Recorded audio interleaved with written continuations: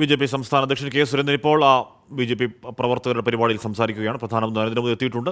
സുരേന്ദ്രന്റെ വാക്കുകൾ. വൈകുന്നേരം അദ്ദേഹം അറബിക്കടലിന്റെ റാണിയായിട്ടുള്ള കൊച്ചിയുടെ നഗരത്തിൽ കേരളത്തിലെ സാധാരണ ജനങ്ങൾ, കൊച്ചിയിലെ സാധാരണ ജനങ്ങൾ എന്തൊരു ഹൃദ്യമായിട്ടുള്ള വരവേൽപ്പാണ് ശ്രീ പ്രധാനമന്ത്രി നരേന്ദ്രമോദിജിക്ക് നൽകിയത്.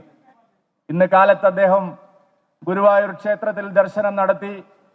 നമ്മുടെ പ്രിയങ്കരനായ സുരേഷ് ഗോപിയുടെ മകളുടെ വിവാഹത്തിലും അനേകം വിവാഹങ്ങളിലും അദ്ദേഹം പങ്കെടുത്തു. അതിനുശേഷം അദ്ദേഹം കേരളത്തിലെ ഏറ്റവും പ്രസിദ്ധമായിട്ടുള്ള പൗരാണികമായിട്ടുള്ള ശ്രീരാമസ്വാമിയുടെ ഏറ്റവും പ്രധാനപ്പെട്ട ക്ഷേത്രമായിട്ടുള്ള തൃപ്രയാർ ശ്രീരാമസ്വാമി ക്ഷേത്രത്തിലും സന്ദർശനം നടത്തിയിട്ടാണ് അദ്ദേഹം വന്നത്. നോക്കൂ, നിങ്ങൾ അയോധ്യയിലെ വാൽമീകിയുടെ നാമധേയത്തിലുള്ള വിമാനത്താവളം ഉദ്ഘാടനം ചെയ്യുന്ന സമയത്ത്, ലോകാർപ്പണം ചെയ്യുന്ന സമയത്ത് ആരാധ്യനായ പ്രധാനമന്ത്രി പറഞ്ഞ വാക്കുകൾ കേരളത്തിലെ നാലമ്പല ദർശനങ്ങളുടെ പ്രാധാന്യത്തെ സംബന്ധിച്ച് എത്ര ആധികാരികമായിട്ടാണ് അയോധ്യയിൽ വെച്ച് പ്രധാനമന്ത്രി നരേന്ദ്രമോദിജി പറഞ്ഞത്. പക്ഷെ നമ്മൾ ആരും അപ്പോൾ പ്രതീക്ഷിച്ചില്ല. വൈകാതെ അദ്ദേഹം തൃപ്രയാർ ശ്രീരാമ ക്ഷേത്രത്തിൽ നടന്ന് ആരും പ്രതീക്ഷിച്ചില്ല. കേരളത്തിന്റെ ചരിത്രത്തോട്, കേരളത്തിന്റെ ആധ്യാത്മിക പാരമ്പര്യങ്ങളോട് എത്രമാത്രം ഒരു താല്പര്യമുള്ള നേതാവാണ് ശ്രീ നരേന്ദ്രമോദിജി എന്നുള്ളതിന്റെ ഏറ്റവും ഒടുവിലത്തെ ഉദാഹരണമാണ്. കേരളത്തിലെ ജനങ്ങളുടെ വികസനത്തിനും കേരളത്തിലെ ജനങ്ങളുടെ പുരോഗതിക്കും കഴിഞ്ഞ 10 വർഷമായി എത്രമാത്രം കഠിനമായിട്ടുള്ള പരിശ്രമങ്ങളാണ് ശ്രീ നരേന്ദ്രമോദിജി നടത്തിക്കൊണ്ടിരിക്കുന്നത്. നരേന്ദ്രമോദിജിയുടെ ഓരോ സന്ദർശനവും പ്രധാനമന്ത്രി നരേന്ദ്രമോദിക്ക് വിലപ്പെട്ട സമ്മാനങ്ങളുമായിട്ടാണ് അദ്ദേഹം വൈകാതെ അദ്ദേഹം തൃപ്രയാർ ശ്രീരാമസ്വാമി ക്ഷേത്രത്തിൽ ദർശനം നടത്തുമെന്ന് നമ്മൾ ആരും പ്രതീക്ഷിച്ചില്ല.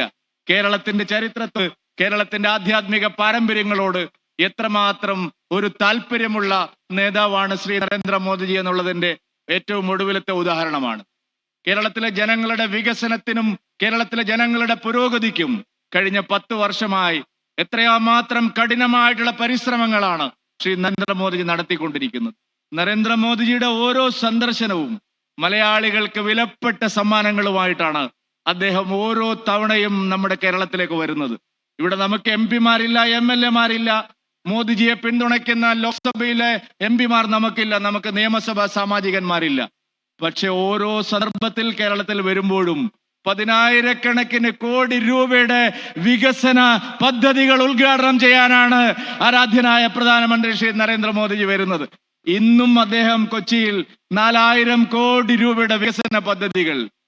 മോദിയുടെ ഗ്യാരണ്ടി എന്ന് പറയുന്നത് പാഴ്വാക്കുകളല്ല, രാഷ്ട്രീയ വാഗ്ദാനങ്ങളല്ല, ഉറപ്പുള്ള നടപ്പാക്കാൻ കഴിയുന്ന കാര്യങ്ങളാണ് എന്ന് തെളിയിച്ചുകൊണ്ടാണ് ശ്രീ നരേന്ദ്രമോദിജി ഓരോ ദിവസവും മുന്നോട്ട് പോകുന്നത്.